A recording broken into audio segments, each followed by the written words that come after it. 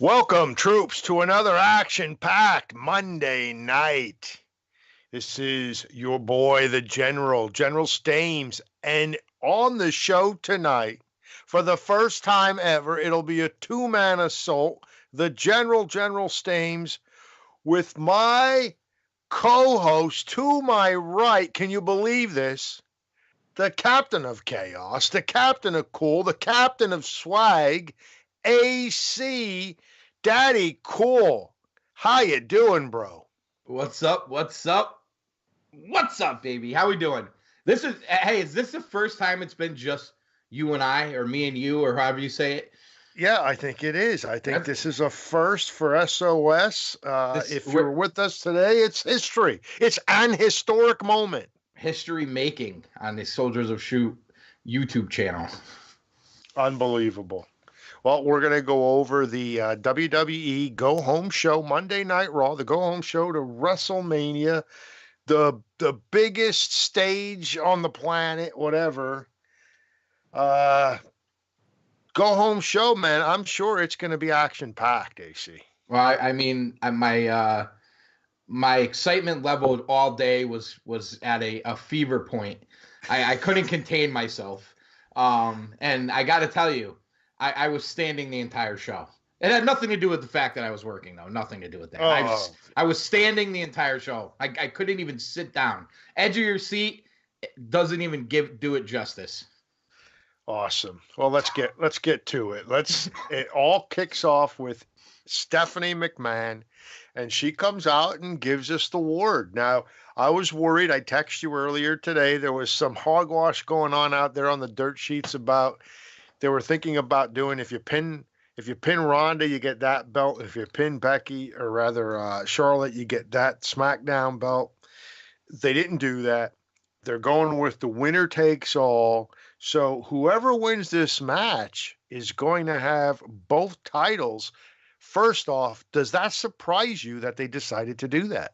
Well, I think there's two parts of this. I think the fact that they introduced that second title in, they had to do all or nothing. They just had to. My hope would be that they're going down the road to having just one women's champion who can, we could get into brand splits and all that another night. But have one women's title holder that could move across the brands. And then if they're going to continue with this dopey women's tag title, that could be on the other brand. That would be my hope. I'm not so sure that's the direction they're going in, but given the fact that they introduced the other title in, the blue brand title, I would think the winner would have to get both, because I was actually thinking about it. What if Ronda was to pin Becky? So she's still Raw champ, but Charlotte's still SmackDown champ, even though she didn't win, but She didn't lose. It's just very confusing. So I will say, I don't know why they decided to introduce that title into the match. I don't think it added anything. Again, my hope is that they're going to come out of this with one champ, or, it's big in the UFC and in the MMA world right now, the double champ, since Conor McGregor made that the thing to be, double champ. They've had, 4 or 5 of them. And across MMA, mostly in the UFC, you have one in Bellator. But maybe that's where they're headed with this. Maybe Ronda Rousey's, closing WrestleMania as double champ. Which I don't know if you want to get into any predictions. We could probably do that later in the week. But that going that way, I could see it. Once you introduce the title, they had to go this way. So I know you just said a minute ago that it really doesn't change anything in the match, but do you think they think that it does? Like, did they put that belt on Charlotte and introduce it into this match because they were afraid that this match as a main event still wasn't being accepted enough as a main event? Like, I've been reading comments on the various dirt sheet pages, and dude, we're not the only ones who feel the way we do about the way they convoluted this story. There are many, many, many people who feel that way, and you're hearing it on Twitter. You're seeing it on the comment sections of the dirt sheets. Do you think that they felt like to put the two titles on the line, it would give the match even more hype and make it even bigger. Well, I think there's a couple parts to it. I think that's true. Let's face it, they're very aware of what's out there on social media. I know you guys talked last week about Hunter doing the tell me what you want, what you really, really want, blah, blah, blah. You know, that thing last week, you know, with the Spice Girl thing or whatever with Batista. So they're very aware of what's out there on social media. They're not no-selling what's out there on social media. So to say that they're reading those comments and they reacted to them, I think that could be part of it. I think the other part of it is something we've all talked about is how many stinking women matches are you going to have on this WrestleMania card? And if Asuka's sitting there being a title holder, how does she not have a WrestleMania match? So they had nothing to do with Asuka. They had no real challenger. We spoke about that as well. Get it off Asuka. And I also think Becky Lynch's commentary prior to Charlotte winning played into this, where Becky said, I'm bringing the fans, which I'm not so sure that's true anymore, but we'll go with it. Ronda's bringing the belt. Charlotte's bringing nothing. But now Charlotte's bringing first ever 8-time champ. I think they feel that adds a lot to it. I don't agree, but I can see what they're trying to do.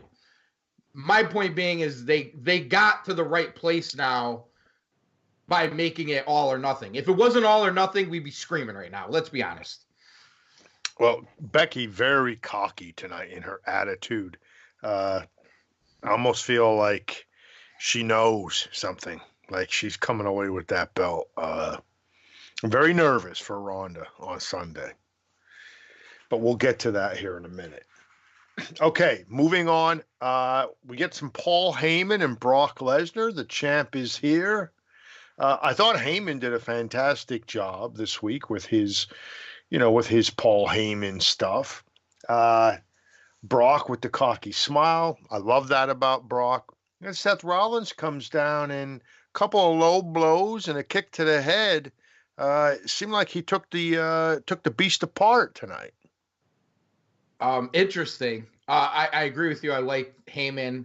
I think the last few weeks he's changed it up a bit. I thought he got really repetitive for a while. I think he's been better lately. Maybe not as scripted. Maybe they're letting him say a little bit more on his own. I don't know. We could all assume what's going on there, but better. I liked Brock too. I thought as Rollins was cutting his promo and Lesnar's laughing in his face, like I'll just murder you, little ROH guy. You know what I mean? I thought that was great. And to be honest with you, again, I don't know if you wanted to get into predictions. I thought it was actually a good sign that Rollins got a little shine tonight, given the fact that I don't think he's going to beat Brock Lesnar. And I think there's a reason for it. And I think that kind of plays into it. If Brock beats the hell out of Rollins again, then you're really playing off Rollins as that underdog guy, that B+ guy that's going to slay the beast. By him getting over on Brock, it's like, okay, yeah, you're telling me he belongs there, so he could take his ass whipping like everybody else did. I might be reading too much into it, but I think that's where they may be going, and I think there's a reason behind it too. Well, we've talked about this in the past with Brock Lesnar. If you take that belt from him, what do you do with him? Right. If you leave him go, AEW's over there, and there's some money over there. Could they bring him into the fold? Would they bring a part-timer like Brock Lesnar into the fold? I don't know. But one thing I do know is Vince McMahon doesn't want to lose Brock Lesnar. He doesn't, and I don't think he can. And I'll say this, I know this is kind of like, what ifs or, dreaming a little bit. Well, could you put on a bigger pro wrestling match right now than Kenny Omega versus Brock Lesnar? Like, I mean, think about it. You can't. That would just be like the pinnacle of a wrestling match right now. Taking the biggest guy outside of the WWE verse. I mean, you could make the case that he's still the biggest star in the WWE right now. And I've been against this whole idea of having a part-time champion. But I was thinking about it tonight, watching Brock and Rollins in the ring, and I'm like, you know what? They don't have anybody that could carry that title the way Brock carries it right now. No, I agree. With Reigns, everything's up in the air with Reigns still a little bit right now. I don't think they should throw him back into that spot so quick. Who's going to carry that title and be like, that guy really is the motherfucking champ? You know what I mean? Like he's so much more of a champion than what we see on their other shows. I just don't think they're going to take it off of him, and I think it plays into the casual fan. I think their fear is that they're not getting this casual fan for this WrestleMania. The ratings kind of show it. I sent our boy Hollywood a screenshot of a Facebook post of a very good friend of mine that's probably went to every WrestleMania since like 11. He sold his tickets, and I saw him at the gym, and I was like, dude, you sold your tickets? He's like, bro, he's like, I don't care about Daniel Bryan. He's like, I don't care about Kofi Kingston and Becky Lynch. He's like, I don't care about Finn Balor. He's like, yeah, Angle's last match. He's like, it's not really that big a deal to me. Batista and Triple H, it's okay. He's like, but there's nothing where I'm like, God, I want to go see that. This is an old time. This is a Hogan, a Macho Man type guy, Ultimate Warrior. He loved The Rock and he loved Austin. He's like, who am I going there to see? The only guy said maybe Lesnar, but he's like, he was like, he's like, I'm not going to watch Brock Lesnar lose to Seth Rollins. He's like, I don't buy it. That's your casual fan, but he still puts money in your pocket. He's still going to Access, still going to WrestleMania every year, and now sold his tickets. Not cheap tickets either. He was not cheap tickets. These are good seats. My brother's in the same boat. My brother is an old-time wrestling fan, an old-school wrestling fan, and he's the same way. He doesn't see a lot in this WrestleMania. He's really not that interested. And if he comes to the WrestleMania party, it's really only going to be to hang out with the guys and be amongst the guys because he really doesn't care about the show. Right. I don't think those small I don't want to pigeonhole them, but we'll call them indie guys for the lack of having a better word. Those hardcore wrestling fan guys that, the guy, we do like them, but we watch Ring of Honor, we watch New Japan. We're going to watch AEW. We dabble in Impact and, go to indie shows from time to time and all that stuff. So we like both sides of it, but there's a big fan base that they have that's very casual that wants superstars. They would take John Cena over a Finn Balor. They would take, Roman Reigns over Kofi Kingston. It's just the way it is. And I think they know that too. I really do, because the way they've tried book this Mania, whether we agree or disagree, they're clearly looking for a casual fan interest. There's just no way around it. Well, John Cena, I mean, you're still hearing rumors about Cena being involved in WrestleMania, although up until this point, he doesn't have a match scheduled. To me, he hasn't even been seen on TV. No.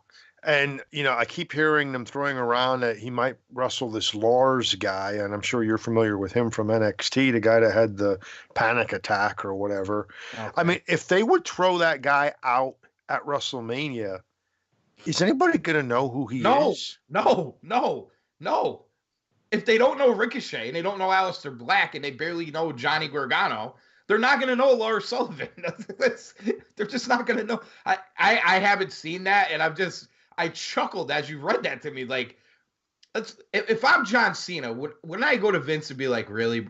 Unless John Cena has some kind of relationship with this guy. I know Cena's took NXT guys under his wing, let him train in his gym. I know Cesaro's one of those guys. Big E was one of those guys. Is John Cena just going to take some random NXT guy and be like, you're going to put him in a ring with me? When they put Bray Wyatt in the ring with John Cena, they had like a 3-4 month build to that match. You're just going to have this random throw a guy in the ring with John Cena? I mean, that to me, if John Cena is going to be on this show and it hasn't been said yet, I don't get what they're doing. Like, that would just contradict everything I just said about placating the casual fan. Yeah, absolutely. All right, next match was a great 4-on-4 women's tag match. I mean, you talk about a botch fest. I have to ask you this because I talked to Hollywood about this earlier tonight. Oh, man. You had a comment on a show just last week where you said, and I've heard you say it before, that the one year you gave a Sasha Banks match. I guess it was Sasha Banks versus Bailey. It was the match of the year, correct? The 30-minute Iron Women's match from, I want to say it was Takeover Brooklyn, but don't hold me to that. But it was a Takeover match for the NXT title. It was actually a rematch. Sasha Banks, Bailey, 30-minute Iron Women's match. Honestly, and that wasn't me, SJ Dub, SJ Dub. No, that match was, when I think back to those matches that they had on NXT and then see what we see now, it boggles my mind, bro. Like, I just I don't get it. How does this happen? And it happens when you guys say all the time, I want to get on with you guys and just scream, watch NXT, watch NXT. But when I hear your reason why you don't, I'm like, yep, you know what? I get it. I can't even be like, I don't even want to try to convince you to watch it because everything you say about it is true. Although I do somewhat enjoy it, I don't know, just because, again, I need something right now. I think that's part of it. So what happened to Sasha Banks? I don't know. Why is she so bad now? I don't know. I got nothing for you. It's not just, you know what the thing is, though? It's not just her. It's the vast majority of the talent across the company that they've brought up from NXT. Like, it's the vast majority. I mean, it's got to be like 95% failure rate. It's ridiculous. Bro, she starts off that match. She does that thing in the corner, walking the ropes, and tries to do the throw down with the arm, and she botches it. And then she does it again and messes it up again. I do not like, I'll be honest with you. I don't like watching Sasha Banks. It actually gives me anxiety because listen, I know, did she really hurt Paige? Did she not? It just, there's too many spots. Matches with her and Charlotte way back when they made them the main event. And I think it might have been a Hell in a Cell match.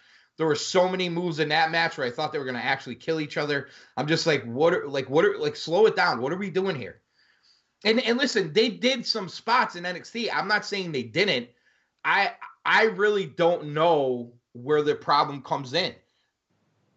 But they've done better. The talent has been there. It's just, I don't know if it's gone, it's lost. I don't know if my phone fell. Sorry if you came across the air there. It's very hard for me to explain it. It really is. I think part of it is there are times where I think the division is very top heavy, where the top level is very good, but there's an immediate quick drop off talent wise. And it's just being fair. It's not like that with the guys. It's very much like women's college basketball to me. You got your 6 or 8 really good teams, and then the drop off is vast. And I see it with these women's matches all the time. And I think that's why somebody like Ronda Rousey, who's a legitimate big time professional athlete, could jump in there with minimal training and be as good as she is. Now, I'm not saying they all can do it. I'm just saying is she liked wrestling. She dabbled in it a bit. But being the pro that she is and how strong she is, you can visibly see the difference. I mean, it's apparent, the difference. Yeah, I'm hoping that they don't move that belt away from her. I'd rather have her disappear with a belt on her waist for 6 months like Lesnar does than lose that match. That's where I'm at with it. I agree. So Beth Phoenix gets the big push here at the end. She puts Tamina through the barrier. Fans start to chant, holy shit. I think 3 or 4 of them did at least. And she gets back in the ring and gets the pin. You still got it. Yep, they did that too. You still got it. So Beth Phoenix, Natalya, Sasha Banks, and Bailey get the win in that match. Then a black SUV pulls up in the back, and hometown star Dave Bautista steps out, and he starts walking into the building. Now, one thing I did notice, the jacket that he was wearing It was like a I don't know, almost like a cranberry colored one. Last time he was on, I think it was like gray, and they're the same exact style. So he must really like that He style of like yeah, jacket right. and Or bought various colors. I don't. Who knows? Maybe Baron Corbin's helping him pick out the threads. They I have mean, the same stylist. They have the same. They have the same. What do you call it? Wardrobe guy. I thought you were gonna mention the nose ring, and you know, there's some mark out there going. He's had that nose ring since 1996. Well, for some reason, I never noticed it until tonight. I'm like, does he have oh a yeah, nose ring in? yeah. He has that. No, in fact, Triple H brought that up Uh, in their first altercation. There, he asked him, what are you, a nose ring model now, okay. or something like that?" All right. So So that was the one major part of this program that I missed. I've been watching Raw while I'm at work, right. so every now and then I miss a little bit, and if I feel like it's worthy of me going back and watching it because it's still on the DVR, I will. I've done very little of that. I'm not gonna lie, just because not a lot of it's worthy to go back and watch. Let's be honest. Well, bro, he shows that video package. He just points to the screen. They show the video package of him just beating down Triple H every time they wrestled. And then the video package ends, and he simply picks up the mic and says, "Hunter, kiss my ass." And he drops the mic and he walks out. I thought it was one of the best Dave Batista promos ever done. I uh, loved it. I thought it was fantastic. And I will be rooting for Dave Batista on Sunday. so that got you on the Batista. That got you on the Batista train. It's not never wanting to see Hunter Hearst Helmsley wrestle again. It was Well, tonight. I mean, that's a very good reason also to be rooting for Batista. But yeah, Batista, I thought toward the end of his last run, I thought he did some great work. That last night when he was in the wheelchair and Bret Hart came out, and that, I don't know if you remember that, but he did some fantastic work that night. That was his last night in the WWE before this most recent comeback. But yeah, I Wait, thought was that that him. that you're talking about prior to the Evolution run? No. The very last time he was in WWE when he left. Uh, The last one I remember is him. They were in Evolution. It was the night after Rollins turned on the Shield, and he kind of did that wave like bye bye. This happened after that. oh no. This is before that. I'm sorry. Okay. That's where you lost me there, but I got you.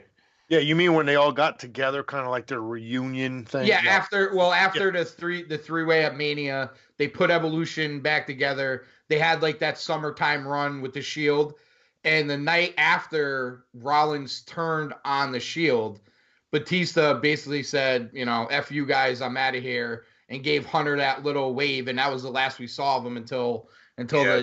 the night This with was Flair. this was his last real run where he Yeah, was. that was a short run. It wasn't.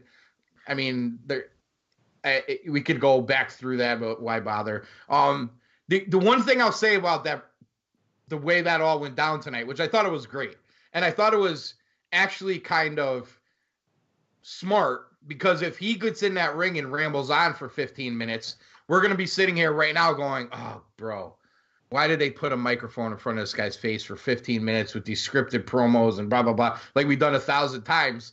They really kind of that was kind of like them giving a middle finger to guys like us that bitch about that stuff, which I don't have a problem with. I like it. One thing I'll say, and I texted this to Hollywood, that I thought would have even added more to it if he called him Paul. Right. Because let's face it, in the original Hunter promo after he beat up Flair, he brought up Richard Flair, his real, his real name, the real guy. You're Dave, all right, Dave. So if he was like up your ass, Paul, I literally would have marked the fuck out for that. Yeah, that probably. But it was good. It was good though. It was good. So then we go to Elias, and he's right outside of MetLife Stadium. He found it. He found I it. guess he realizes it's in New Jersey. Well, maybe he's like working his way up the coastline, so maybe he's gonna go past MetLife into New York looking for it. You know, it's a lot of fun. I was reading today a synopsis from someone who's from the area, they're local in New York, and they've been talking about, I guess the WWE's having problems with, the logistics of everything being in New York except for WrestleMania and getting guys back and forth and stuff like that. Doesn't surprise me. I mean, that's part of the reason why a group of us, we didn't go, because they're like, dude, we got to get a hotel in Brooklyn and then go out to the Meadowlands for Mania and then go back to Brooklyn. Like, nobody bro, wants to do from that. The sounds of it, there's no easy way to do that. Like, it's not easy. No, there's no direct route from the Barclays Center to MetLife Stadium. You have to take one form of transportation to MSG and then jump on a subway there to take it to MetLife. It's a real mess. And the other if you drive, it's driving. It's not easy to drive. They're saying the drive with good traffic, even though it's a short distance, is an hour. Well, we talked 52 minutes. Well, for the traffic in that area is ridiculous. Number one. Me and a buddy of mine talked about it, and we're like, well, maybe, and this was before the G1 was even announced. We were like, well, we were assuming NXT would be Saturday night. So we're like, maybe we'll do NXT Mania and not do the package, because they have these package. But the thing is, with the package, it's actually worthwhile because you get the accesses, you get the Hall of Fame if you're into that. I could take it or leave that. But you also get the hotel stay. So it's like, all right, if we actually did the math, if we tried to get really good seats for WrestleMania, really good seats for NXT, and get our own hotel on our own, and provide our own transportation, because you also get train passes and other things, it would actually cost more just to go to those two events in that same fashion than to get the package. So we were thinking, well, maybe we'll sell off Raw and SmackDown because we were really interested to go to those marked shows. So we just decided not to go because, like you said, logistically, it's a pain in the balls to kind of plan that whole thing out. Yeah, I mean, not to mention the fact I was reading on about the parking and stuff like that. Well, at MetLife Stadium, it's $40 to park your car. Yep. If you take an RV to tailgate, it's like $160. And there's some areas there. I know this to be fact because I was there in November for a Jets Patriot game. There are some areas where you're not allowed to tailgate now. Now, would they lift that for WrestleMania? My guess is no. So then you got to get there early to tailgate, and you got to get to the right area of parking. They don't, that, if anybody who's been to MetLife, and especially now with all the building and all the crap they're doing, and they still got the Izod Center sitting there empty, it's not, the area is very congested. It's not like it used to be where you just had like Old Giant Stadium and a few other things, and you pull in and there's these massively huge parking lots, and you can tailgate wherever you want. You can have open flames, and they let you do whatever you want with fucking dirty jersey, the whole thing. It's not like that anymore. It's very different. I think if you're going to tailgate, you have to do your homework on where I can do what, when, what time I got to get there, blah, blah, blah, blah. It's not that easy. Right. Elias mentions that Taylor Swift, Beyonce, Jay-Z, they've all played MetLife Stadium, but nobody will be talking about any of them Monday. They'll be talking about Elias and walking with Elias. Apollo Crews versus Jinder Mahal, very odd match. A bunch of guys outside the ring. This was obviously a cheap and lazy way to promote the Andre the Giant Battle Royal. I mean, par for the course with that one. I mean, terrible. It was just, to me, it was just one of those terrible, lazy spots where we're going to get everybody in the ring and have a melee. Whatever, bro. I'm glad they brought EC3 up in November to have that spot on Raw tonight. Well, it was one of his most prominent spots on Raw, so I guess it's a move up for him. It's a move up, I guess. So, we see Kurt Angle and Rey Mysterio in the back right before we break for commercial, and then out comes Kurt Angle. I wanted to ask you, was that SmackDown's Rey Mysterio? SmackDown's? It was. That's in fact, SmackDown's Rey Mysterio. Yes. Yeah.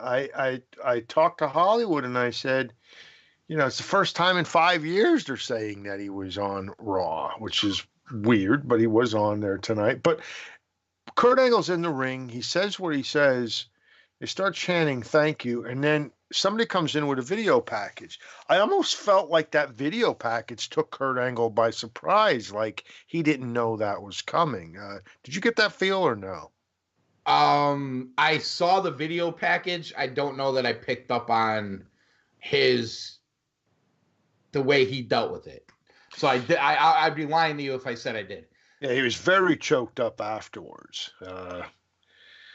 I actually texted Hollywood and said Kurt Angle's going to cry, which he did. And then Corbin comes out, and I thought Corbin did a great job. He comes out and kind of disrespects Angle, and then Rey Mysterio comes out and stands up for Angle. Did a good job there, and they set up the main event of the evening. Interesting. Baron Corbin versus Rey Mysterio, and we'll get to that a little bit later. Next up was the Tag Team Championship match. Ricochet and Aleister Black versus the Revival for the belts. Oh, sorry. I was just slapping my leg there. Sorry. I'm just happy. By the way, I don't know if you noticed, he didn't do that as much this week. I'm almost thinking like he read the text messages. I mean, he must have heard that, the Soldiers of Shoot YouTube channel, because I think that was mentioned more than one occasion last week. Mm-hmm. Yes, it was mentioned several times. He got pulled from his match from SmackDown. This is unconfirmed news that he was pulled from his match from SmackDown for excessive bruising. So, maybe he wants to wrestle on SmackDown tomorrow. He may want to. So, thank goodness the Revival retained. They win the match by countout. I got to tell you, they're really hyping Ricochet. Like, really hyping Ricochet. I almost feel like they're setting up the eventual Aleister Black heel turn. Do you see any of that? I can see that. And honestly, if that's what it takes to break up this stupid tag team, please do it. Because number two is I'm listening and watching this match going. They are in the tag team title match at TakeOver in like 4 days. Yeah. They're not going to walk into that match as the Raw tag team champions. Then I'm like, I mean, maybe they will, but at the same time, I'm like, no way. It'll drive me crazy if they were to beat War Machine or War Raiders for those tag titles for NXT. Drive me more crazy if they walked in as the Raw tag team champions. And I'm like, well, if they're the Raw tag team champions and they walk into TakeOver, they're definitely winning. So what are they going to do? Carry these two titles and defend them on two shows? So I figured they were not going to win. And I'm wondering the same thing you are wondering, whether or not there is some kind of turn at TakeOver to set up Ricochet versus Aleister Black at the to take over Brooklyn, next time they're in New York, because this is TakeOver New York, but the TakeOver they do in New York on SummerSlam weekend is TakeOver Brooklyn. I'm assuming it's going to be the same thing. Either way, the SummerSlam TakeOver, I'm assuming you're going to get Black and Ricochet feud. That's what makes sense now to me, anyway. Yeah, I don't know, man. Like, I guess we preach it ad nauseum that this tag team is it doesn't make any sense. They're so different. So get out of it any way you can. Get out of it any way you can. I'm fine with however you get out of it. To see them split it up would be just fine with me. I think there's a lot of people in agreement that like both guys as well. Well, I'm sure there are. But me, I like Ricochet. I've been a Ricochet guy for a few years, and I don't know. I just think that if he was on his own as a, singles wrestler, he'd be a lot better off. But, what you just mentioned, it's funny. I had text Hollywood the same thing. I said, well, there's no way that they can win this match tonight and not beat War Machine on Friday. To which Hollywood texts me back, it's War Raiders. Right. But yeah, I agree with you. I thought to myself, there's no way they can't win this match tonight. And because if they beat the Revival and then they go in and lose to the War Raiders, it decimates the WWE roster. It just makes it look bad. Right. That these NXT guys could just come in and beat them, but they can't beat the other NXT guys.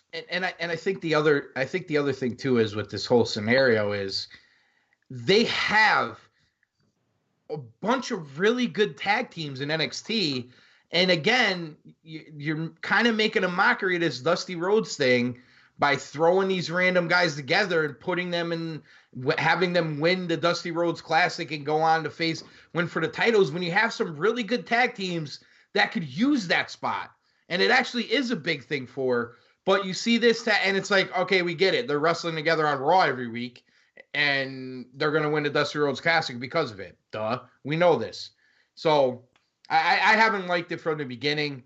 And the leg slap thing, it's funny. I'm not trying to pick on Black, and I know you guys aren't either. But at the same time, yeah, you know what? You're not on NXT when you're on Raw. There's more eyes on you. There's a different style of fan that maybe doesn't care about that style of wrestling. I think that's a problem with some of these NXT guys coming up is I think they just feel like I'm going to do what I always did and it's going to work because it's worked everywhere else. You're feeding a different beast when you're on Raw and SmackDown. It's just a fact of the matter.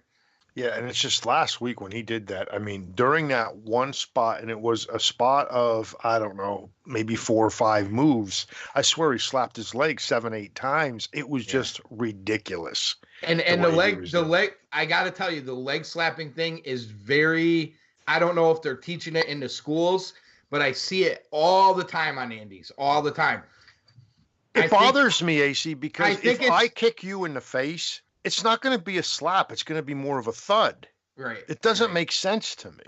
Yeah. It's one of those. It's one of those things that's kind of caught on. That's just overused ad nauseum. It really is. And I got to say, there's some good guys out there doing it, but there's some other guys out there that are doing super kicks and everything else that aren't doing it. And I don't really see how the effect is different. Maybe it's just me. Whether you slap the leg or you don't, the idea that you did a super kick, if I'm suspending my disbelief or whatever you want to call it, I believed you super kicked the guy. I don't need some kind of noise to sell it for me. I agree 100%. I remember, and you'll probably remember this too, a few years back when Dijak was back in ROH. He used to have that move where he'd have you up and then he would flip you around and drop you on the knee.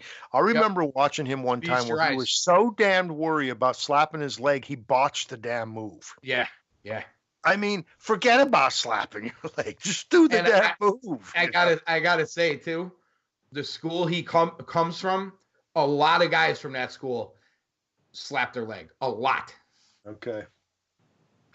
And I know because I see them all the time. And listen, there's a lot of great guys coming out of school. There's somebody out there that probably knows what I'm talking about. I'm not going to bring it up now because I'm not trying to disparage anybody. I'm just saying it's probably being taught there. That's all. I'm sure it is. So now we're backstage after the commercial break, and it's the Wrestle 35 host, Alexa Bliss. She's got EC3 and Tyler Breeze back there. That's the segment you were talking about. You know, it's funny because Breeze was just chirping about how unhappy he is, and all of a sudden he's on Monday Night Raw. And this is the segment with Braun Strowman. And bro, I got to tell you, I am so over Braun Strowman. This is one of the dumbest gimmicks I've seen in many years in wrestling. This whole, he's talking to somebody and, dude, it is, again, we talk about the wrestling bubble. I know Vince Russo talks about the wrestling bubble and people get upset about it, but it's true. Where in the world, other than professional wrestling, would a person act like that? Other than a horror movie, right? Where a bad horror movie? Yeah, it's just it's so stupid. I don't know. Like I don't even know. Like if somebody came in and tried to, because Hollywood said to me, if you were the guy that went in there and had to rewrite him, what would you do with him? I mean, they've ruined this guy. You would really have to tear him down and start all over again. It's just dumb. It's just dumb the way he acts. I have not liked him since he left the Wyatt family. I'm dead ass honest with you. I thought his gimmick. I mean, listen, it wasn't as pronounced. I think they've done the cornball shit with him too, taking the kid out of the crowd to win the tag titles. I still hate for all those marks out there that destroy Kenny Omega for wrestling a blow-up doll and the Young Bucks for super kicking an 8-year-old. But it's okay for Braun Strowman to take a kid out of the crowd and win a tag title with them. Whatever. Right. I haven't liked him before that. I thought his feud with Reigns, they went way too overboard with flipping ambulances and flipping trucks and this. Like, we get it. I get the idea. He could flip heavy things. He could pick up the set and flip it. Beautiful. And it got to the point where they're like, oh, people are cheering and talking about this. What's Braun going to flip this week? And I'm like, this is stupid. Because now, sooner or later, you're going to run out of things for him to flip. And that's what they did. They ran out of things for him to flip. And there's nothing else there for him. There's nothing else there. Honestly, I don't even think they could get him to, Big Show level. I just don't see how you could do it. You've gotten to the point where he can't win the big match, but you can't play the undercard or the underdog role with a guy his size.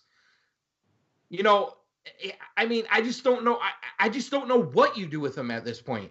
He can't beat Brock Lesnar in a big spot. It's already proven. He's lost to him way too many times. He can't beat Roman Reigns in a big spot. It's already proven. He's lost to him in a bit and in big spots. It's almost like you're just going to put him out on TV and have him in the ring with Leo Rushes, who can actually work, and have him throw him 50 feet in the air.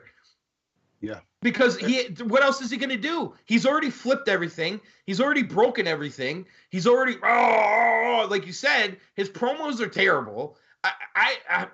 I don't know, man. You're going to need a smarter person than me to rebook Braun Strowman. So, bro, Strowman walks over to the two guys, I guess, that are watching SNL on the guy's iPad or whatever.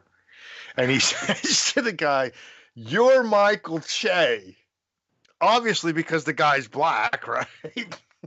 And then he says to the other guy, "You're Josh." Well, the most racist company in the world. I mean, why not make a racist remark like that? Look at every black guy looks the same. Ha ha ha. I mean, would this work in any other company? It would have been fun if he would have reversed them and had the white guy play Che and the other guy play Josh. But no, that's not the way they play. So the next segment, Roman Reigns is being interviewed and Drew McIntyre attacks. And, bro, I'm loving what they're doing with McIntyre and Reigns. Again, I'm worried about what happens to McIntyre here at this match at WrestleMania.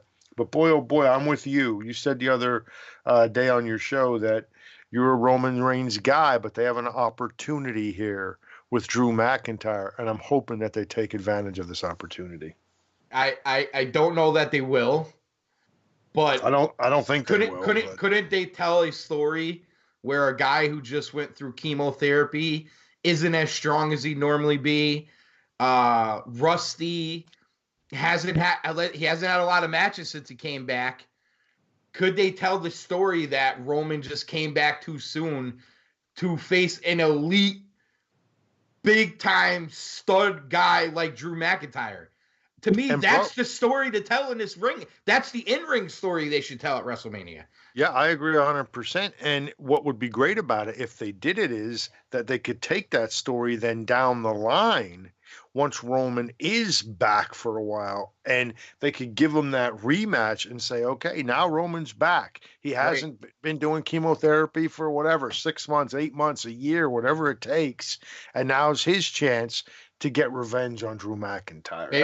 Maybe Drew beats Roman, wins the damn Money in the Bank, and then they find a way to get that. Utilize the Money in the Bank. Drew cashes in on Brock.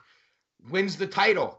Next thing you know, you have a big pay-per-view in the fall or winter, the rematch, Roman and Drew for the title. Imagine even having Roman's family in the front row as Drew McIntyre's beating the hell out of him and his daughter's crying. Oh, there's a lot of realism. You want to suspend somebody's disbelief? You have their daughter and their wife in the front row while he's getting his ass whipped. I know it's a little edgy for what they're doing now, but dude, listen. If you want to pay me for this idea, I'll give you my address, because there's that. Bro, tell me that wouldn't be what a lot of us are asking for in pro wrestling right now. Like, listen, I don't want to make Roman Reigns, I don't want to make Joe's daughter cry. That's not what I'm saying. But you get what I'm saying with the whole thing, where make it very real and very personal. The reason why I like Triple H calling Batista Dave is it made it personal. You can make this personal. They've done it a little bit. McIntyre's mentioned a family. He's beat him down. He's beat up Ambrose. You know what I mean? McIntyre's beating him down, but Reigns fights back. He just doesn't have enough left in him. McIntyre's beating him down, but here's Roman fighting back, and his kid and his family with the worried looks on their face. The story writes itself. It writes itself. Bro, they could play into the whole leukemia and chemotherapy thing, right. And then they could also play into the fact that he's what McIntyre has done to him over the last few weeks has really caused him some trauma, some head trauma. Right. He's kicked him in the head several times. I mean, you could tell the story where these things are taking their toll on Roman Reigns. He's a human being, for the love of God. All the things together are taking their toll on him. And here's the other thing. Drew McIntyre just beat the guy who main evented the last 4 WrestleManias. Come on, bro. This is perfect. It's perfect. It is. And I really do think that if they play it the way we're saying with Roman Reigns, he still, he doesn't leave it looking weak. He leaves it looking like a guy who maybe came back too soon. But he's still a badass. Still a badass. And I actually think that doing that would actually get him, some fan love too. I think you wouldn't get they're shoving him down our throat again. Right, exactly. Now he's gonna take a step back. Maybe you show him some workout montages, maybe some hanging out with the family, a little wrap around the head or waist or whatever, maybe a black eye, something, and then he's starting to build. I've been wanting him to do a program with somebody. I wanted to do it with him, with Braun. Someone go back old school a little bit, keep the guy off TV for a couple weeks, but show these training montages and he's lifting weights, maybe hitting a heavy bag a little bit, training with the Usos and Rikishi. You know what I mean? There's so much they could do with this. That'd be in Allentown, Pennsylvania. They'd be training. There you go. You guys could go watch.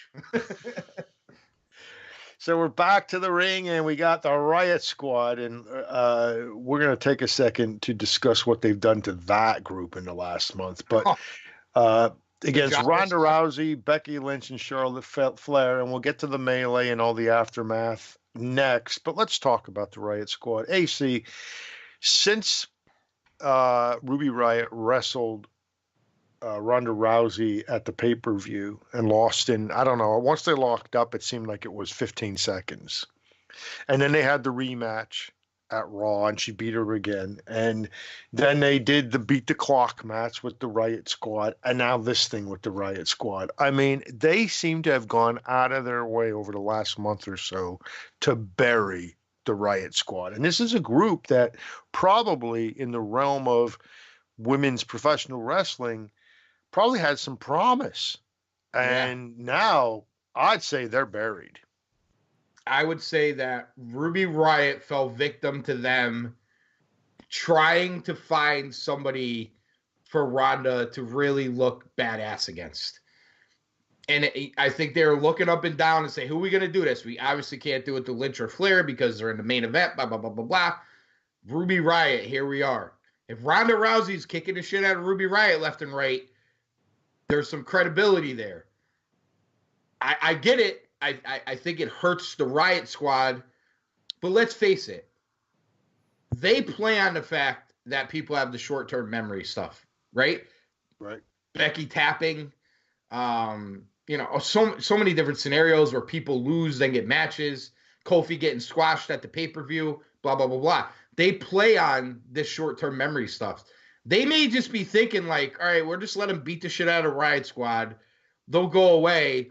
They're not going to have a big role after WrestleMania, but then we'll put Ruby Riott in a women's, ladder match for the Money in the Bank match, and she has a big showing in that match, and then she's back.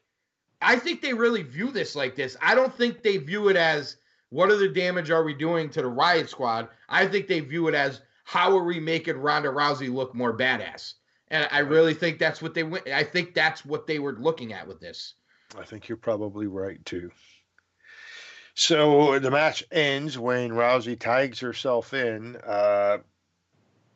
Liv Tyler, I guess her name is, kind of tried to, I don't know, get Ronda, and Ronda kind of just flipped her around, and in 3 seconds the match was over. So Liv Morgan, she's on the list. Oh, she is on the list. Okay. Well, the looks list. I mean, that's kind of right. Top 5. Right? I mean, top she's 5. She's definitely the best in the Riot Squad for that level of stuff.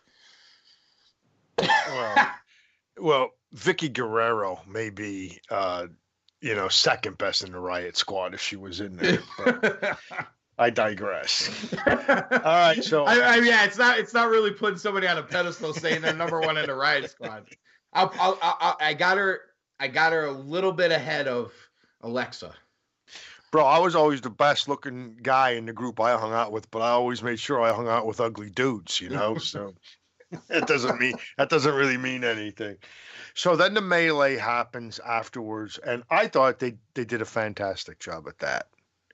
I thought it was interesting. I loved them kicking out the window of the cop car, as phony as it looked. It was kind of neat. Now, I didn't understand why the black cop car, didn't have the separation between the back seat and the front seat, and Ronda was able to crawl. Or the fact they put Becky and Ronda in the same car. Oh, with windows that smash out, which is usually not the case. I know cop cars. They got those weak windows, no bars. They usually decide, hey, they're trying to kill each other. Let's put them in the same car. Yeah. My son is a police officer, and I can tell you right now that he would fire every one of those police officers tonight on that show. They were derelict in their duty. Unbelievably so. I will tell you this. I'll give him a little bit of a pass for not being able to hold Ronda Rousey back because she's a professional athlete and fighter. Mm-hmm. But, I mean, if you can't hold back, handcuff Becky Lynch, find a new job. Bro, when Charlotte came in with the knee and hit Ronda in the head as she had her head out the broken window, it looked like she got her pretty good. And she no-sold the fuck out of that, too. Yeah, she did. She got hit, and I was like, oh, I figured she was going to, hang out the window. Next thing you know, she's screaming at her. I was like, oh, Ronda no-sold that knee like a motherfucker. Yeah, it looked like the other side of her face hit. Yeah, it looked like it hit the broken area of the window there or whatever. Yeah, exactly. So, but yeah, I thought it was a pretty badass scene that was going on there, and I liked it. I liked it a lot. Maybe I was too hard on it in my initial thoughts, but I don't know. I guess and maybe this is my fault as somebody watching. Maybe I got to not be so technical about it and not worry about the fact that they put two women in the same car, because stuff like that, I'm just like, come on, man, really? We all know. I agree with you on that stuff. I mean, that was dumb. The window breaking out was dumb. The no separation from the front and the back, that was dumb. There were a lot of things there that were, that would never have happened in real life, obviously. But I'll say this. I want to see where they go from here with it, because obviously this is going to play out on social media, and they before they went off air, Michael Cole, be sure to check out WWE.com as this developing story develops, or whatever the hell he said, and Rousey, Flair, Lynch, WrestleMania this weekend. Did it get me more excited for the match? I don't know, man. I don't know if it did. my excitement level is being pushed down because of the fact that I'm afraid that they're going to put the belts on Becky Lynch. Uh, I just want Ronda to squat. Yeah. I just want Ronda to win. I want her to win. I want her to win fast. I want her to look tough. What if I'm just kind of played devil's advocate here for a second. What if we all just look dumb and they just put on an epic WrestleMania main event? I think I'm not saying that they will. I'm just saying they're on the right track with who's in the match. You know, you're talking earlier about Sasha not looking great and Becky not looking great and all that. I mean, at least they probably got 3 of the best 5 out there, I would say. I mean, Asuka would probably be one of those. I'm sure we could think of somebody else that could be in there. But, I mean, Flair and Ronda are kind of the pinnacle pro wrestling women right now that are in the company anyway. I guess it would be Ronda, Becky, Flair, Asuka, and Lacey Evans, right? Lacey Evans. Chad Gable. Oh, no, it's definitely Natalya Neidhart. Oh, there you go. Chad Gable and Bobby Roode versus Heavy Machinery. Bro, Heavy Machinery is so gimmicky. They are so I didn't even like him in NXT, to be honest with you.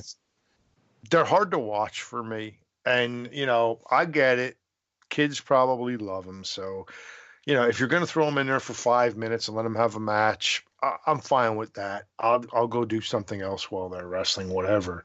But there was an interesting thing in this match, and it happened at the end of the match. Bobby Roode looked a little irritated at the fact that Chad Gable got pinned. And I'm just wondering if that's going to go anywhere. Looked very irritated about it. Could be. I don't know where they're going with them as a tag team anyway, so I mean, could something happen on a pre-show tag title match or something? I don't know. But again, they lost. So did they? Let me ask you this, because maybe they did and I missed it. Are the Revival defending the titles on WrestleMania or on the pre-show? I mean, it's an 8-hour show. I mean, you would think the Raw tag titles would be defended, right? There was no announcement tonight that I'm aware of about regarding to the Revival's tag team. All right, great. That's what I'm saying. I didn't hear anything either. I didn't know if I missed something. Very strange. They could do it on social media. They've been doing stuff like that, but I think they're gonna leak more stuff, as they're clearly every day gonna try to give you some big news. You know what I mean? All week. Yeah. Maybe they'll announce it at TakeOver. Maybe. Maybe. The revival cost Ricochet and Black to NXT titles. Yeah. Oh, that would be good. Let me ask you this. That would be good. I forgot to ask you this when we talked about that match, though. Did they no-show the Revival entrance again on TV? I believe they did.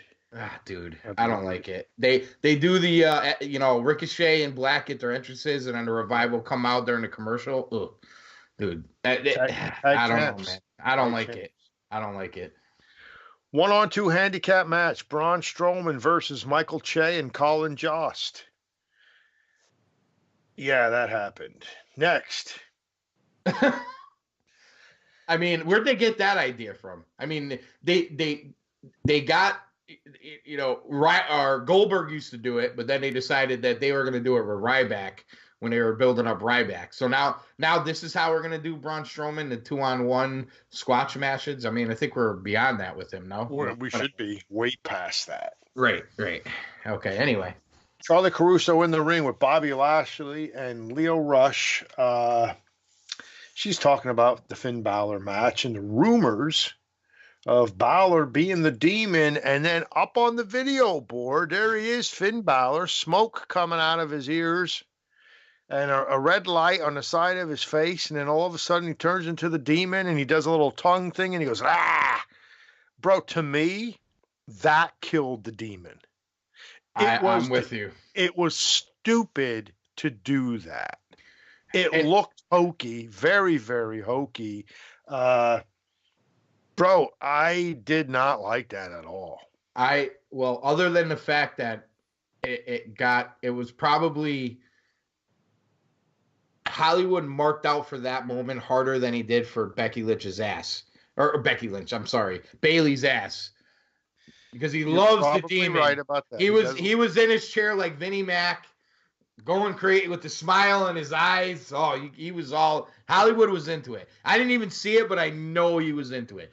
But when anyway, that spot was on, I was actually on the phone with him. Oh my! Could even. And talk. I said to him, "Oh, they just ruined the demon. That looks stupid." And he said to me, "But that's the Demon King." And I said, "I don't care. He looks stupid. What was the tongue and the blah?" He loves those gimmicky, extraterrestrial characters. He loves the Demon King. He does love. He loves him some Demon King. There's no doubt about it. I'm with you. I think if he may have to cut a show of his own and respond to this. Oh no! Here we go again. We'll see. Bobby still riddled with bullet holes, but and I just fired a bazooka at him last week myself. But anyway, yeah, dude, I'm on your side with this one. First of all, I think it's too late with the demon stuff with Balor, and I'm probably the worst person to ask this question to because you know what? I've been a big Bullet Club guy and everything else. This Balor's just not that guy for me. I didn't watch a lot of him in New Japan. Maybe I should go back and look. Maybe I'll see something. I don't know. I kind of enjoyed him in NXT a little bit early on, and then when he was beating Kevin Owens, I was kind of pissed. So maybe that's why I got off the Balor train as quick as I did. I don't know what it was, but I don't think the Demon can save this. Like, I really don't. Would I have liked it better that the Demon, like, the lights went off and you heard the weird music and the smoke and the Demon just came out and it was a big surprise? I probably would have liked that better. I still wouldn't have cared. I wouldn't have cared that much, but I would have liked it better. But going at it this way, I don't know. I'd rather see Lio Rush with a microphone in his hand than I would see the Demon at this point. I'm being honest with you. I agree. And the other part of it is, AC, I mean, let's face it. If we deal in reality, Bobby Lashley, whether Finn Balor is wearing a leather jacket or red paint and a wig, he's still half the size of Bobby Lashley. And the reality is that Bobby Lashley is a legit MMA fighter, and he would kill Finn Balor in any setting, at any time, in any place. I think that's where the problem lies with the crossover of the Lashleys, the Rousey.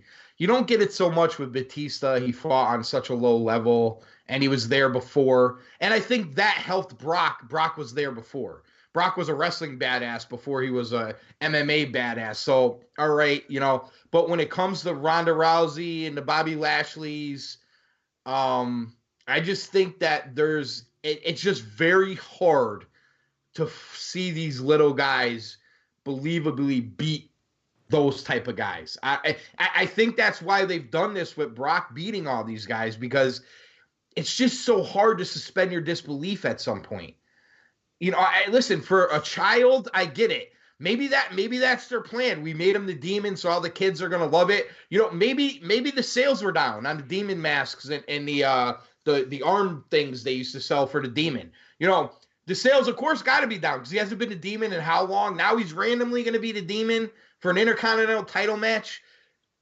You know what this says to me? This is the honest to God truth. This says to me, we were going to give Finn Balor a big push. It didn't work. Then we were going to give him that Intercontinental title push. It didn't work.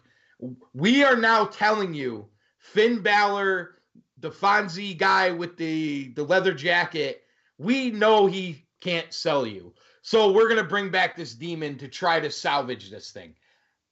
But it's a panic move, bro. It's a panic move. Is he going to be the Demon all the time?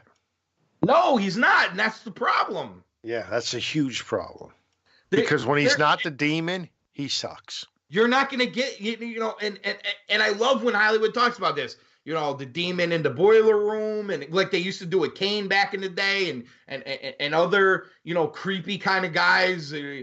they're way in the bowels of the stadium. You never know where they are, where they're going to come out from. They're not going to do any of that. If they do that with him, okay. And listen, I actually believe I believe this, and this is the truth, that the Demon beating a Bobby Lashley or Brock Lesnar is more believable than Fonzie Finn, Balor Clubs for Everyone beating them.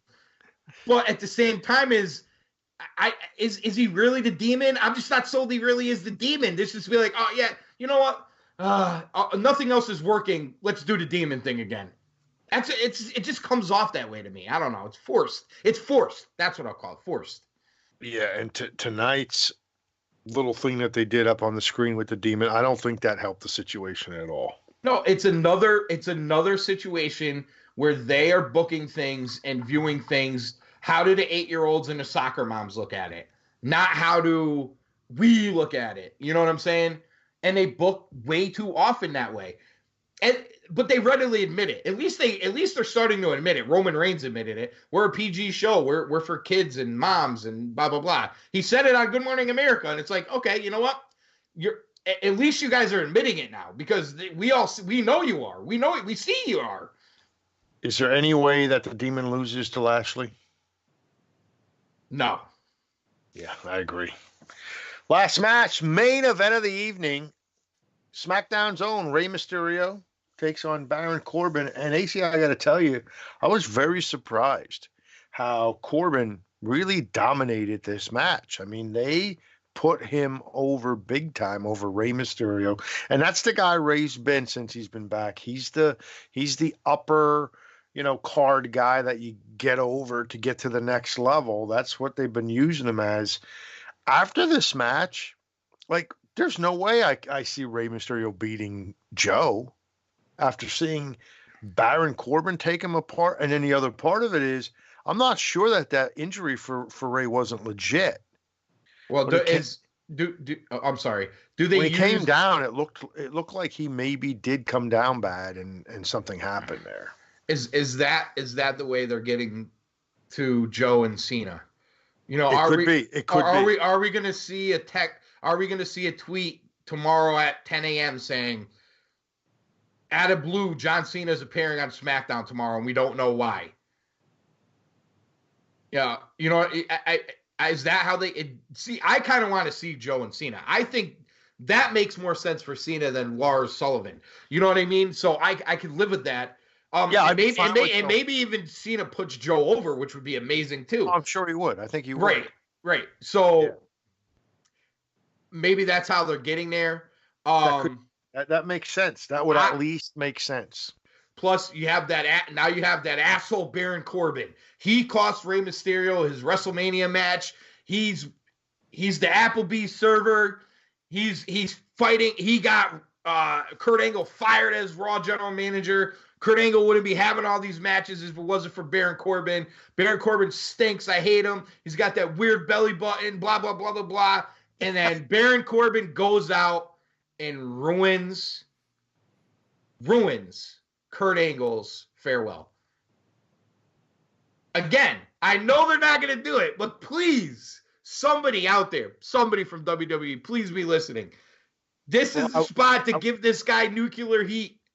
I will say this. Hollywood has mentioned that same scenario to me as well on a previous show where he said, why would you put Kurt Angle over Corbin? And actually, when you look at the spot, the guy that's going out, the old timer going out, you would think that he would normally put the young guy over. So it would make sense for Corbin to go over. It's just that being that it's promoted as his last match, Kurt Angle, you would expect that he would, win that match. Now, I was pretty certain when I had that conversation with Hollywood, I was pretty certain Kurt Angle's going to win. Now, I'm not so certain. Okay. So my point being with this whole thing is I think you can still get guys the WrestleMania moment without them winning. It didn't work well when The Undertaker lost to Lesnar because it was so shocking. But it did work well when The Undertaker lost to Roman Reigns. And Reigns got the hell out of there. And he left the gloves in the ring. And I know they trashed the storyline a year later, but what else is new? But I think this could be that kind of moment for Kurt Angle, where him and Baron Corbin have a really tough match, a good match, a better match than most people would probably think Baron Corbin could put on because they have blinders on when it comes to Baron Corbin. And Baron Corbin cheats to win, or even if it's hokey and Corbin wins, Corbin gets the hell out of there. Angle gets up, gets his standing ovation. You don't have to go out a winner in pro wrestling. It doesn't have to happen that way. It doesn't have to happen in any sport that way. It normally doesn't happen that way. If you want realism, the realism is the old guy probably loses to the younger, stronger, faster, better guy. Yeah. And I think that's the way to go with this story. Now, if Kurt Angle was wrestling, some kind of fantasy match that you thought you'd never see again, or you know what I'm saying? Like even if it was like the Chad Gable just to have another match, or he's gonna wrestle Shelton Benjamin to say, oh, Shelton is guy, da da da da, you know what I mean? Or dare I say they brought back his son, his illegitimate black son. What the hell is his name? I don't remember. Jared Jordan or Jason Jordan. Yes. Or what the fuck his name is. Yep. You want to get that guy to me? Have him come back and cost Kurt the match. You never loved me as a son. That's true, because he's been out, and is Kurt visiting him while he's out? I don't know. You didn't even check. You didn't even check in on me when I was injured. Oh, how great would that be? You can start a whole new story. You're only worried about your career. And then Kurt, last time ever, Kurt at SummerSlam. But I just think, honestly, all kidding aside, I think they had a way to give Kurt a win if he wrestled. And Mysterio is a perfect example. Wrestled Rey Mysterio. Okay, give Kurt a win. Neither guy needs a win. He's going out on a win. Blah, blah, blah, blah, blah. Give him his moment. But in this situation, if Baron Corbin's going to be one of and you're putting him in a bigger program here. It's a mid-card program, but it's still a bigger program. They showed you it's a bigger program tonight. It closed the show. It closed Raw. Baron Corbin, Kurt Angle, that program closed the go-home show of Raw to WrestleMania. So they're telling you it's on the bigger side of what they're doing here. And to me, you have to look at the future here and make Baron Corbin have a big spot. And if they boo him out of the building, that's what you want. That's what you want. Please, he's a heel. He should get booed out of the building. I remember a few years back when they had their brand split draft, and Baron Corbin was one of the first guys taken by SmackDown, and everybody was like, what? Baron Corbin? What are they doing? Bro, it goes to show you that wasn't a mistake. They had a plan for him, and they were big on him right from the start, and they're carrying it through even now. So I am not going to be surprised if Baron Corbin comes away with that win. You know what's funny? We talk about all the NXT guys that haven't made it, and I don't want to say that Corbin is on the side that has totally made it yet, but he hasn't not made it yet either. Right. He could be the exception to the rule if they play this right here. He's been a big part of the program for 6-8 months now. Just don't trash it to give Kurt a standing ovation. He could get it. Kurt could get his standing ovation off a loss. And I'll say this about Kurt. If Kurt wins, it's not him. It's not him. Because I watched Kurt lose to Cody Rhodes in a steel cage match in front of 3,000 people at Crosby High School a month before he was going to the WWE Hall of Fame. So don't tell me Kurt won't put a guy over. I know Kurt will put a guy over. I watched it with my own eyes.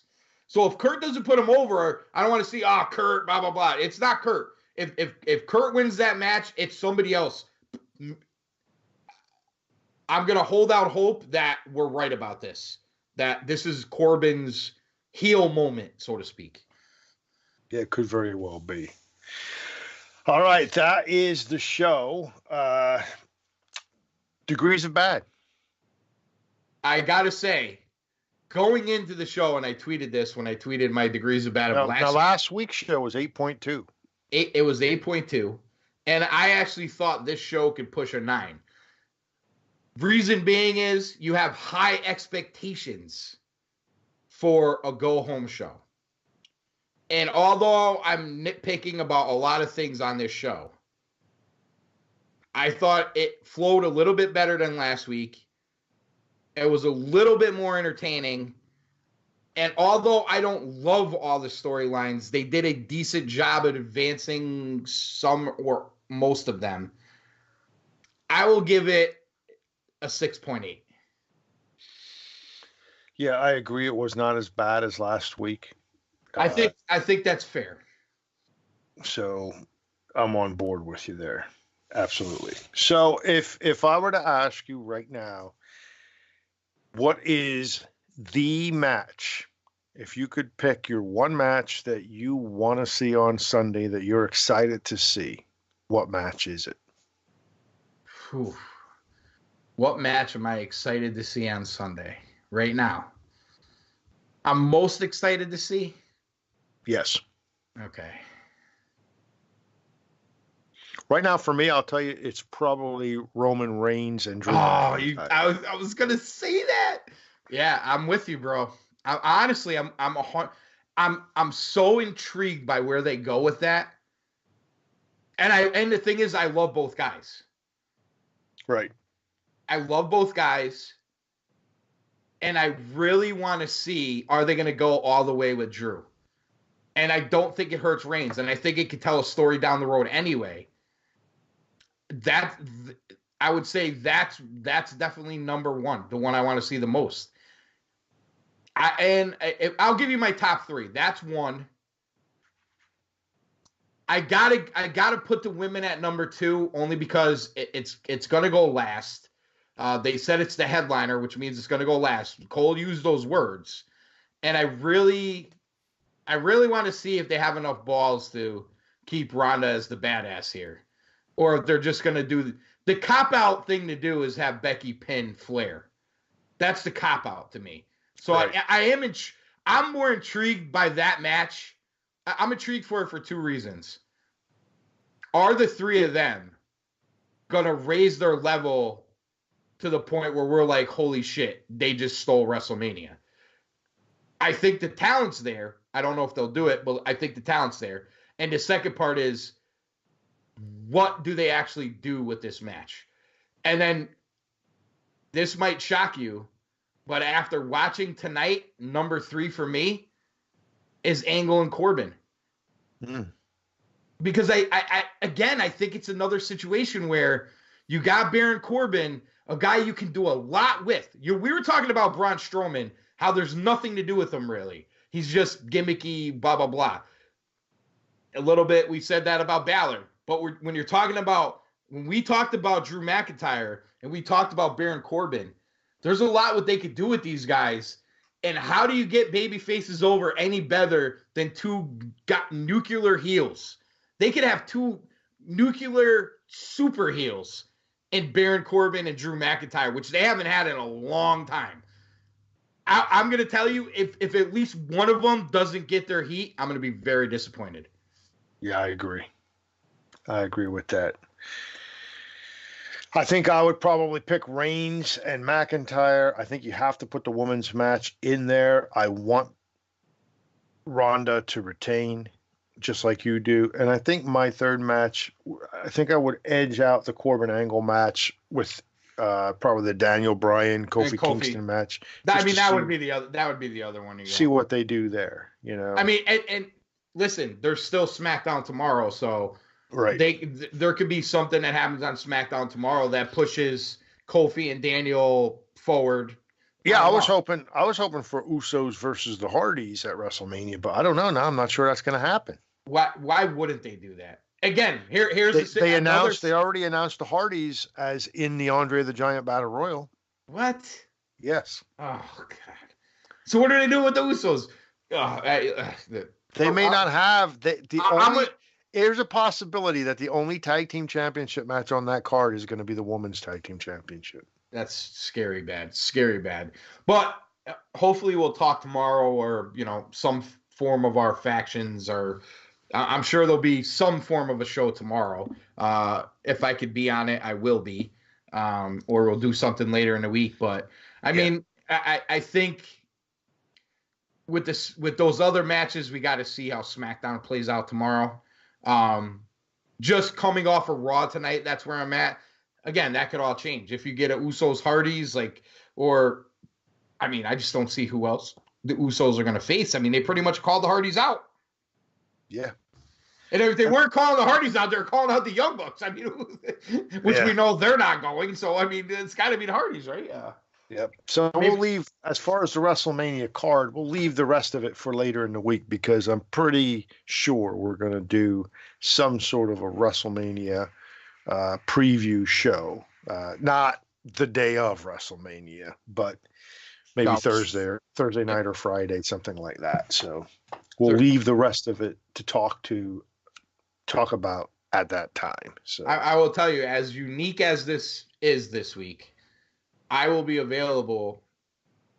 Tomorrow night's a little hairy, but other than that, the rest of the week, I'll be pretty much available because I'm off Wednesday, Thursday night because I'm working day. And I took Friday off completely. So I'll be watching NXT live. Saturday's a wash for me. And then Sunday, obviously, will be WrestleMania. I don't know if we're going to do a post show or we'll do it Monday, whatever. But whatever the case may be, I'm available. So hopefully you and I and whoever else could get back on here and talk more about it later in the week. Yes, by then, hopefully Hollywood will be out from under the weather. And the same with the Steamtown Stunner, the Electric City Saint, Bobby. He's been under the weather too. So we got two guys that are kind of out of commission right now. What's up with this rare strain of the flu you guys got going on down there in PA? I don't know. I mean, I don't want to say anything because I don't want to speak out of turn. But so far, so good for me. And my wife was sick. Well, knock on the wood, brother. And this past weekend, I went to a play at a theater, and it was a packed house, and you know how it is, people coughing and sneezing, and I thought, oh shit, here we go. But so far so good, no problem. I take a lot of measures to keep my I hope to keep my immune system strong, and my theory behind it is I deal with a lot of money, and we all know that's a big transfer of many things, right. Germs and cocaine and whatever else is did you ever see there was a report that there were like 80% of the dollar bills in the United States have trace of cocaine on them? I have seen those reports. You know how many singles I handle in a day? I'm like, I don't even do coke, but I might come through my thumbs or something. I don't know. Oh man. I'm like you. I take a lot of measures not to get sick too, but two of them are gin and vodka. So yeah, well, tequila and vodka. Yeah, I don't take a lot of medication. I do a lot of over-the-counter herbal shit that people have turned me on to. I don't know how well it works, but I have not been sick in a long time. So I'm gonna knock on the wood here. I'm not gonna slap the leg. I'm gonna knock on the wood, just for effects. Good. Well, there you go. We did it. Our first two-man assault is in the books, and we'll be back later in the week. I'm sure somebody will be on here tomorrow night to do a SmackDown review. We'll be back later in the week for sure to talk about WrestleMania, and we'll go from there. Bro, we got Friday night with the NXT show. We got Saturday, the Hall of Fame. Sunday's the big show. Also, the G1 Saturday as well. G1 is Saturday. The G1 Supercard, so that's a big show. So there's a lot going on. I'm pretty sure Impact has something going on, too. Thursday they have. I saw something that they have something going on Thursday, I believe. Yeah, so a lot of good stuff going on. A celebration of wrestling. Yeah, so it should be a good time, good week. Can I ask you one question before we sign off? Sure. If you're AEW, do you use this weekend to make some kind of announcement? I think you do. I think you try to do something. I think you have to. Don't be the forgotten promotion this weekend. Yeah, well, be heard from in some way. Announce some way, shape, or form. Yeah, a signing, a TV deal, another show. I think AEW comes out with an announcement at some point this weekend. I agree. Yeah, I think they should. Absolutely. Yeah, I'm with you. Don't be the forgotten wrestling company. You want to get out there and do something. Or maybe do they show up at somebody else's show? Other people have brought that up to me. I think given some of the working relationships with a few of the talent, who knows? the G1, there is a major open challenge out there for a New York street fight with Bully Ray. Mm-hmm. We don't know who this is going to be. There's all kinds of speculation. There's speculations of punks and flips, and could it be a good, a lead singer of a band or a Japanese wrestling superstar? Who knows? Yep. We'll see what happens. Should be an exciting week. I think exciting weekend. So I think we get into all the booking and the critiquing, but I think in some ways at the end of the day, at some point we'll sit back this weekend and just celebrate wrestling, because hey, even if we hate it sometimes, we still love it, and I think that's part of it. Yeah, and for next week, I mean, we're gonna have to do an Impact review. We're going to have to do an ROH New Japan review. We're going to have to do an NXT review. We're going to have to do a WrestleMania review. So there'll be a lot going on next week. I think there's going to be an awful lot of content from today for the next, 10, 12, 14 days or so, I would think. Yeah. Should be hot. So, all right. So for my man, AC, the captain of chaos, the captain of swag, Mr. Cool himself, this is DJ Stames saying thanks for joining us. So long. We'll see you next time.